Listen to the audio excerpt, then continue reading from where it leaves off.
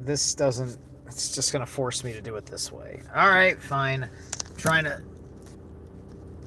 I guess I just didn't go live right, so I gotta go live this way. Hey. All right. We are live, and so just working on ironing out a few things, just to talk about stuff going on with my channel and media and so on and so forth. We got, hold on, there we go. All right, so my interview that I did on TFR Live last week with Paul Hughes, or Timothy, or Timothy's his middle name. I can't remember now, but he's my new friend. But anyway, we had an interview on TFR Live, and that's recorded, and it's up on the archives, and I'm getting around. I gotta make, I think, an edit or two over technical difficulties this week, and that interview is going to go up on the channel shortly. This week, I am having another interview. I've got Cheney of Project Cheney, who is also doing a bunch of other wild and excellent things with a crew of people. We know each other from Weaving Spiders, and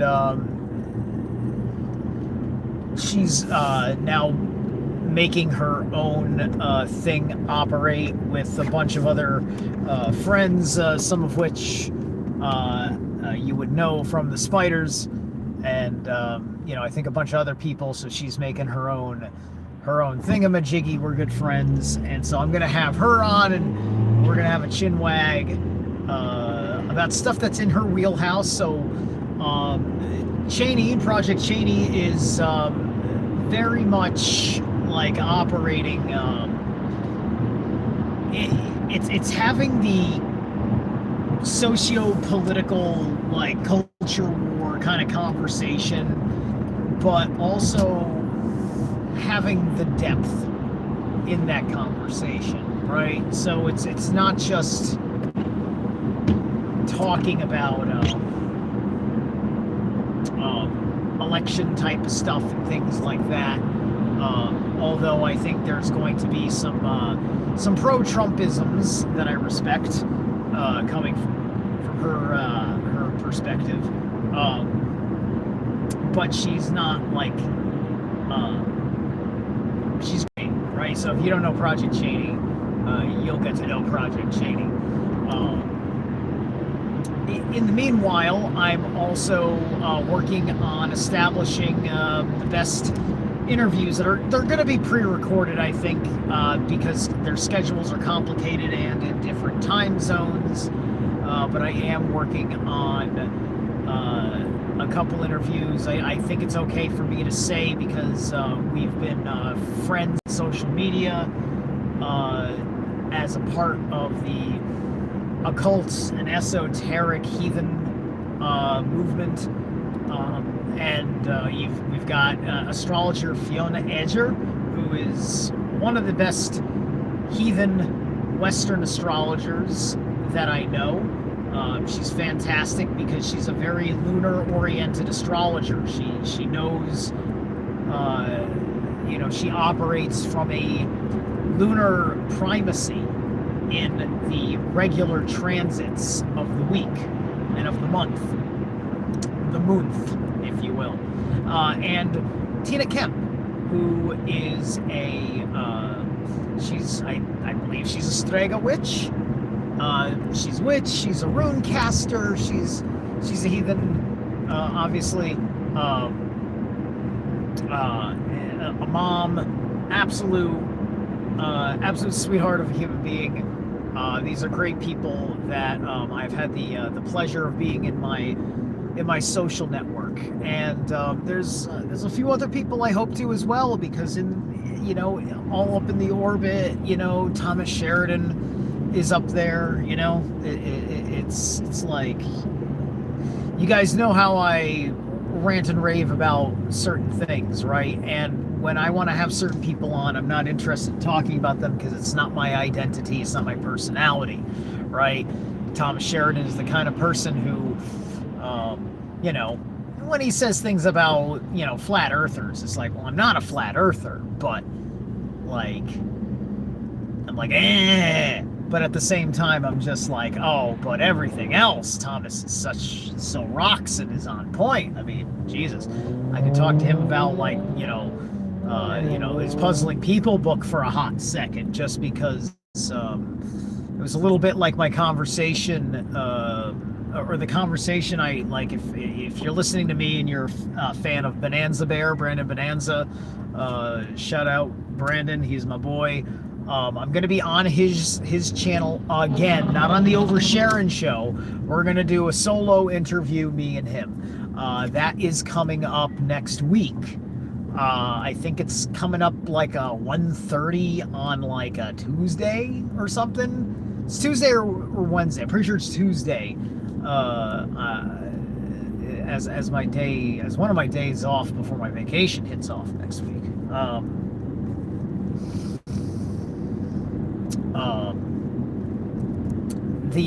He just had on today Woodshop the Wise, Nick, formerly Woodshop Bear from the Beartaria universe. Shout out Woodshop the Wise. And you know, they're having this big conversation about narcissists and empaths, right? Which is also it's reminiscent of Asha T, who Asha does some really awesome and interesting stuff. It's nothing that I need, but a lot of people do, and she has a whole thing about narcissists and empaths that she talks about or whatever.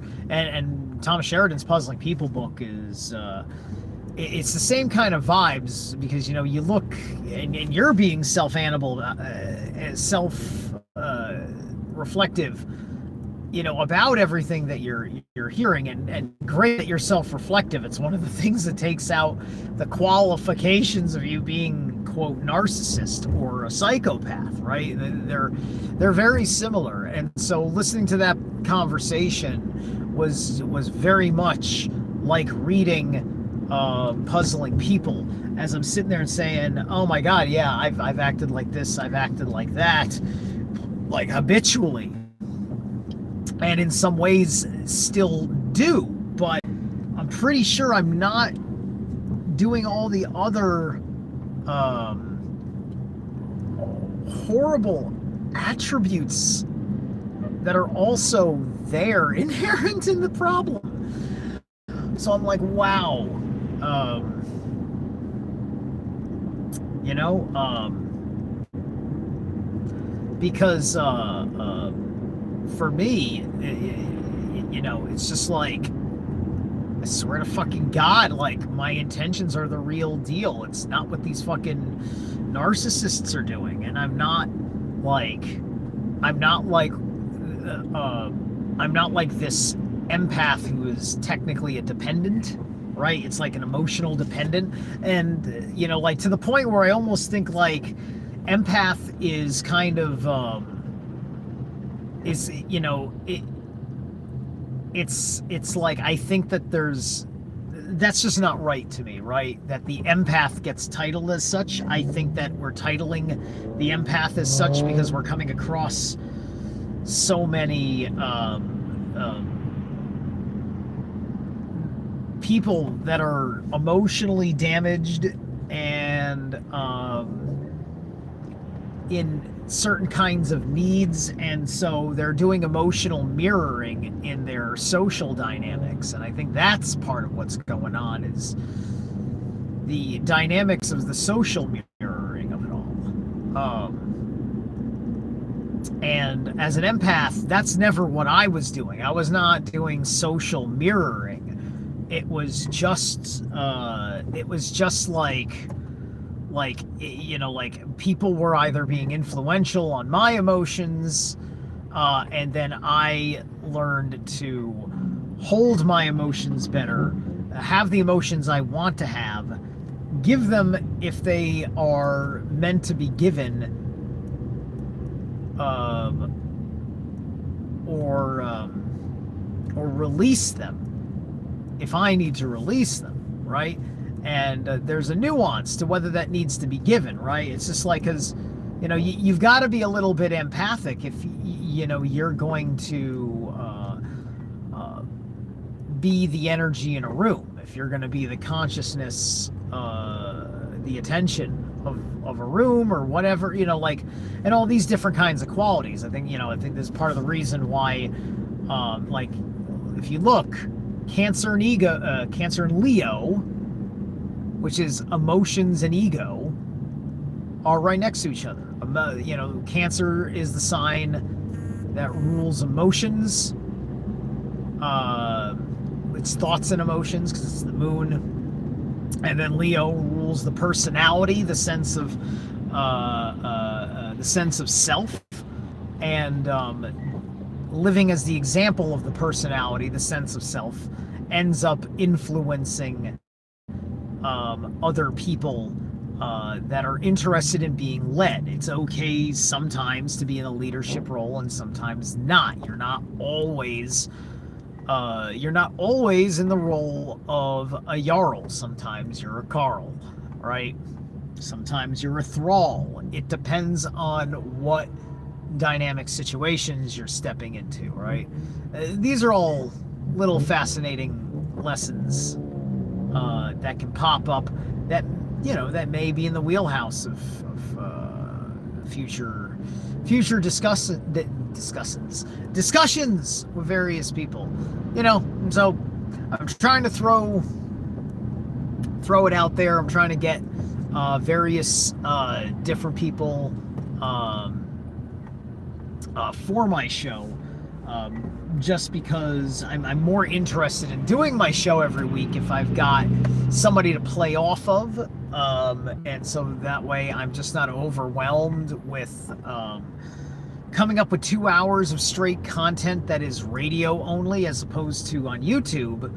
Like, a live stream can be a way easier thing because like, I can show you stuff, right? There's the visual component, there's everything about it as a full-blown media experience that everyone can operate from and appreciate as.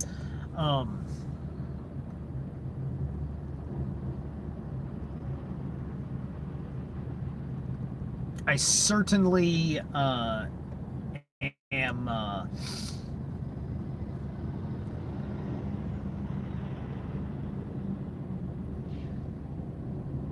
still working on a number of things of personal development to do more unique and interesting aspects of content creation. It's like, I have the happy benefits of, like, oh, look at me in my active lifestyle now. So now I can film me hitting a punching bag and put over audio to make it more interesting. And same thing with me climbing the mountain to make it more interesting. So I'm very excited about this. I'm trying. Oh yeah, that's right. I'm trying to get a couple of people that I met a couple months ago at the Mandela Effect conference, or was it a month ago now? It was Labor Day, right? It was kind of a while ago now. But I met a few people at the Mandela Effect conference who I've been meaning to get back in touch with, but I've had a little bit of a struggle. I should probably throw an email out there because I need to email at least one person over there who can get back to me and throw me, hopefully, the emails of everybody that I've been trying to get a hold of that I wanted to ask, because I really like Tet de Jour, who was at the IMEC conference. Me and him had a really good bond, and I was being a little interactive on the premiere earlier, trying to see if I could, grab his attention to be like, hey, bro, email me or something. We need to get in touch. I want to interview you and do the thing, right? So we'll see what happens. Hopefully, I don't know. It's entirely possible that just people don't know how to say no, so they say they avoid, and then I have to think about why I've been rejected and neglected, right? Because maybe I'm just doing something wrong. Hey, look, I'm a small channel, which is not well produced, right? I know that it's not very well produced. I've got basic things going on to make it functionally work with my Streamlabs set up and everything else.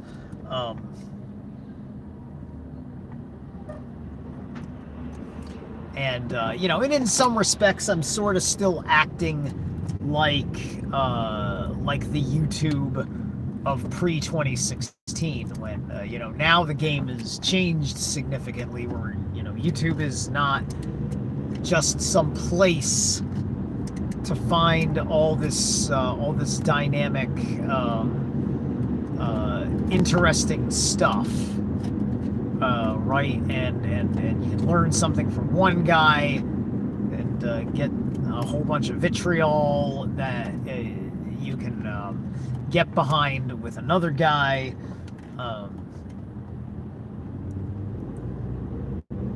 Or someone's just got a personal testimony that they have to share, and all these different things, and of course the grifters out there, and or just people that have serious personal disagreements with each other, and they want to believe that the other is a grifter, so they start calling each other names, and now it's just drama pool, and all of that's a bit amplified as of late because of the new way that YouTube is. And it's just like, to be on YouTube as an authentic person is to do it never for the money, because before you could be authentic and for the money, right? Now if you want to be authentic, the threat that your money will be taken away is there, because they're going to run their platform like a publisher. That's just what they're going to do. And there's unfortunately there's no will in the legal universe, because of politics, to do anything about that, right? Because it becomes the hard sell against a belief that's out there, the toxic belief of concepts such as hate speech and misinformation, and all these different robotic terms for natural social behavior. And one of the things that I notice about it is that this is the trife of women around men. Typically, guys have their guy talk, and what it is that YouTube is acting like a woman who doesn't like hearing guys talking like guys. They're afraid of how men talk to each other because it sounds monstrous. They don't like the teasing, they don't like the judging, they don't like the attitude, they don't like any of that shit. They're very anti-men, and that's an almost unhelpable thing with people on a certain level in the way of the world as such. And there isn't enough of that balance in the law to tip the scales otherwise. Got a message in here. I get this. I should probably get the light up so I can read. There we go. Saying hey on the road too. Read my satire lately, a lot like Heidegger, but more understandable and poetic. Lux et Veritas. Okay. I don't know. What do you mean? Have I read any? Have I read any satire lately? Just satire in general. I don't know if I've got a reference point for that, Sakone. I don't know. So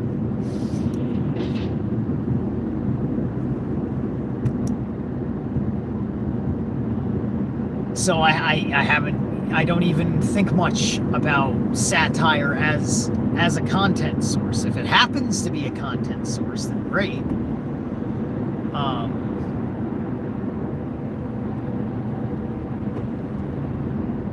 Oh, Sartre, John Paul Sartre. Of course, I know about Sartre. I've watched a couple of videos going over Sartre's philosophical ideas. He's a good one. I'll figure out how I feel about guys like Sartre and ask myself if I want to do something right about him now. Because I won't necessarily want to do this, right? I may want to jump back and read something that's more left-hand path, like I may be interested in a Thelema or OTO themed thing or something. This is like Carnus? Like, I don't know. You'll like some. I'm sure I'll like it, right? Because look, right now, if I'm reading Heidegger, and thus I am live streaming. That's my reading attitude right now. And it's going to be like that, except when I want to read a physical book, right? And I've got physical books I'm also interested in reading. And I'm not like a lot of these other guys who just does nothing but reading. Because I'm a musician, so I got to keep that up. I'm working on my body, so I'm putting all that time into exercise, and I don't like being a hermit and a recluse for too long, so also I get the itch to socially do my thing, to go social, right? To socialize, to go out. Like this Saturday, my Saturday is being consumed with a day out at another Renaissance fair. That's right, another. Probably drawing more bullshit on my face because I look great doing it. It's funny how I can do it. Everybody can tell I'm the real deal. Most other people, they do it and they just know that they're LARPing. And I'm not even like the straightest lines, you know? And I'm using a fucking Sharpie. To fucking ruin out my face. But it works.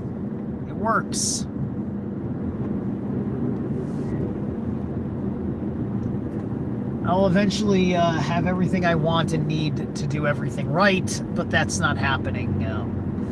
That's not happening now. I'm not that worried about it. But as I'm building my success, we'll see how things go. Tomorrow I'm getting my paycheck. It'll be my first paycheck at my new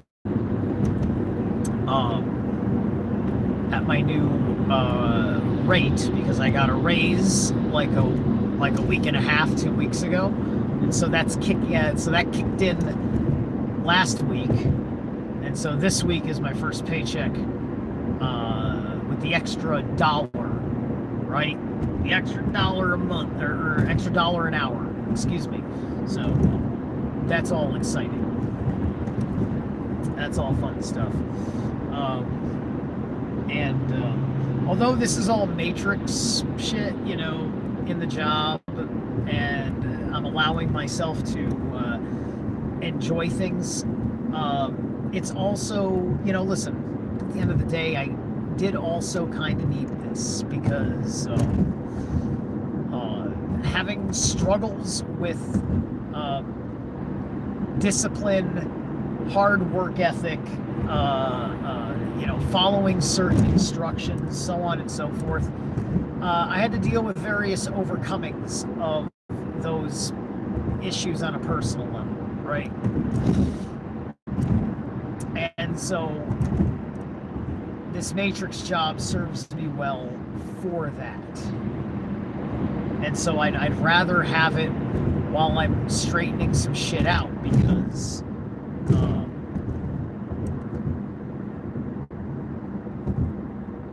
being an employee is maybe a legal status. Being a slave is a mental status, right? It's not slavery. It's like I wouldn't have a thing in my head that I could just simply do. That'll be like a successful thing for me that could possibly be stopped, right? It's just like I can't think of a thing. Just like, oh, I know, I'll start an apple cart and say fuck the system and just sell apples from the side of it. How the fuck do I get apples? Oh shit, how am I supposed to sell apples for money if I don't know how to get apples? And then I'm gonna need money to get the apples. And then when do I, quit making money to get the apples to now start selling the apples, and hopefully the sale of the apples will be enough for me to get more apples to get that wheel rolling, so therefore the business operates, right?